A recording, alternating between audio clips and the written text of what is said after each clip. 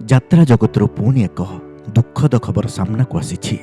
ଗତକାଲି ଯାତ୍ରା ଖଳନାୟକ ନରେନ୍ଦ୍ର ଦାସଙ୍କ ପରଲୋକ ହୋଇଥିବା ବେଳେ ଆଜି କଳିଙ୍ଗ ଗଣନାଟ୍ୟର ଜଣେ ହାସ୍ୟାଭିନେତାଙ୍କ ପରଲୋକ ଘଟିଥିବା ସୂଚନା ମିଳିଛି।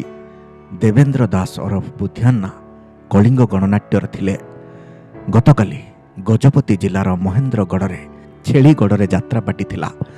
ଯାତ୍ରାକୁ ଯିବା ପୂର୍ବରୁ ସେ ଖାଇ ପିଇ ନିଜ ରୁମ୍ରେ ଶୋଇଥିଲେ, କିନ୍ତୁ ଯାତ୍ରାକୁ ଯିବାକୁ ତାଙ୍କୁ ଡକାଯିବାରୁ ସେ ଆଉ ଉଠି ନଥିଲେ।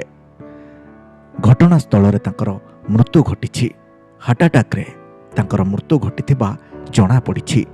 ସେପଟେ ସିଂହବାହିନୀ ଯାତ୍ରା ଅଭିନେତ୍ରୀ ତମସାଙ୍କ ପୁଅର ମଧ୍ୟ ମୃତ୍ୟୁ ଘଟିଛି। ହଠାତ୍ ଭୀଷଣ ଜ୍ୱର ଏବଂ ଥଣ୍ଡା ହେବାରୁ ତାଙ୍କୁ ମେଡିକାଲରେ ଭର୍ତ୍ତି କରାଯାଇଥିଲା। ସେଠାରେ ଚିକିତ୍ସାଧୀନ ଅବସ୍ଥାରେ ତାଙ୍କ ମୃତ୍ୟୁ ଘଟିଛି। ପୁଅର ମୃତ୍ୟୁ ପରେ ତମସା ଗଭୀର ମର୍ମାହତ ହୋଇଛନ୍ତି। ତାଙ୍କୁ ଆଇସିୟୁରେ ଭର୍ତ୍ତି କରାଯାଇଛି।